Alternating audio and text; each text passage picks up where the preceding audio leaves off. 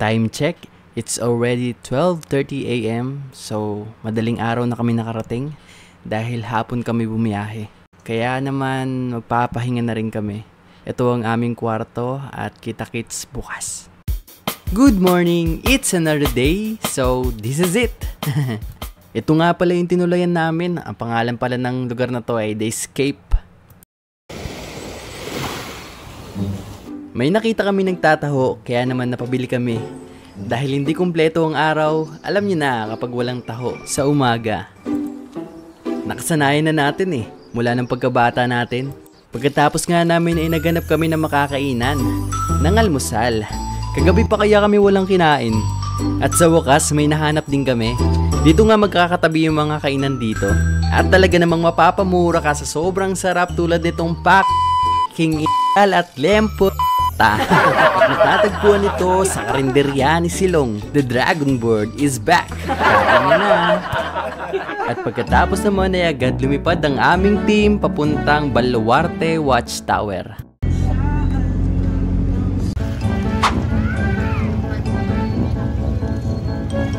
So ayun, nauna na sila. Habang tayo nasa Geddy, nagsiselfie-selfie lang. Oy, saglit lang, wait nyo ako. May nakita ako dito magkakabit sana ako ng padlock Kaso naalala ko wala pala akong jowa. At dito na rin kami kumain, malapit lang to sa aming pinuntahan. At matatanaw mo rin dito ang Watchtower. Sobrang maaliwalas dito at preskong presko. Kakain muna kami. Galit-galit muna. Hindi na kami nag-aksaya ng oras, agad kami nagtungo sa Tangadan Falls. Grabe yung daanan dito. Parang isang mali mo lang, mahuhulog na ako sa'yo. Ay, pero seryoso, yung daanan dito sobrang kitid lang. Kaya konting mali mo lang talaga. Napaka-adventure. Pero ang ganda ng view. Huwag ka lang titingin sa baba kasi sobrang tarik. At dito na kami nag-stop over and the rest, lalakarin na namin. Ang sabi daw ni Kuya, it's 30 minutes daw papunta doon. 30 minutes or 15 minutes, mga ganun. Depende kung gaano kalakas yung tuhod mo. Kasi sobrang tarik ng ng lalakarin mo dito.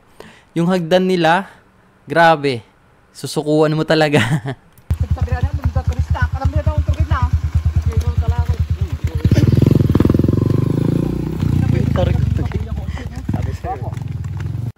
Bungad ba lang, sobrang taas na. Hindi lang masyadong kita sa camera pero sobrang taas nito, guys. Pagod na, pero tuloy lang. Meron din pala mga nagtitinda dito ng mga souvenir. At ang pinaka-importante dito, yung tubig. Kasi pagpapawisan ka talaga, kailangan mo for hydration. Nax, stay hydrated Uy, may paro-paro G. Finally, we are here.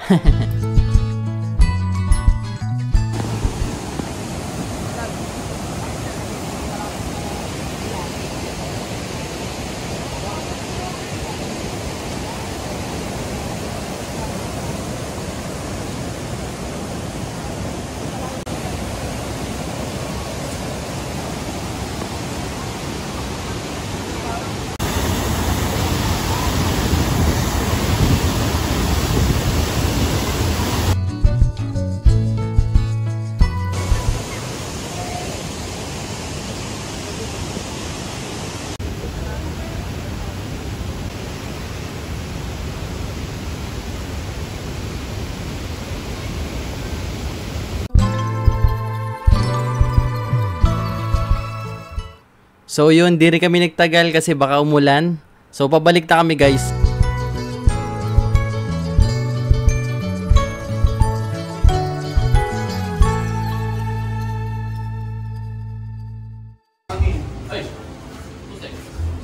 So ayun, guys, lalabas muna kami para mag-dinner.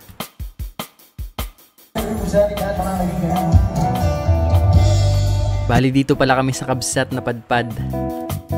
Sikat daw tong kainan dito sa LU. Sabagay, di na ako magtataka. Ang daming pila Tsaka masarap yung pagkain nila. Sulit na sulit. After namin mag-dinner, nagpalipas muna kami ng oras dito sa billiard. At At syempre, susulitin na namin ang gabing ito. So paano ba yan? Magsasaya muna kami ha.